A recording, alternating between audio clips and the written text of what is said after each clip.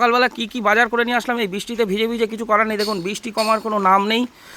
চলুন দেখি, এদিকে তো মাম্পি রেডি হয়ে আছে গামলা নিয়ে।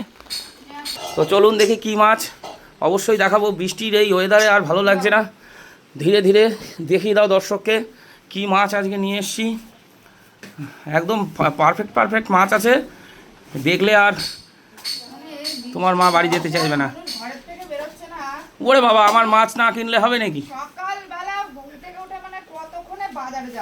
দাঁড়া এক মিনিট একটু স্টপ হয়ে যাও। নাও এবার তুমি যেটা বলেছিলা পেয়েও গেছি। ওই 6 পিসই ছিল, 6 পিসে 1 কিলো। আরে বাড়ি গেলে হবে নাকি? 6 পিসে 1 কিলো। দেখুন সেই সুন্দরবনের সেই জিনিস। ও থাক ছেড়ে দাও। ওই হেভি সাইজ, ওই রাখো, ওইভাবে ঢেকে রাখো। হ্যাঁ, আবার এইটার মধ্যে কি আছে দেখিয়ে দাও। কেন 2 রকম 3 রকম?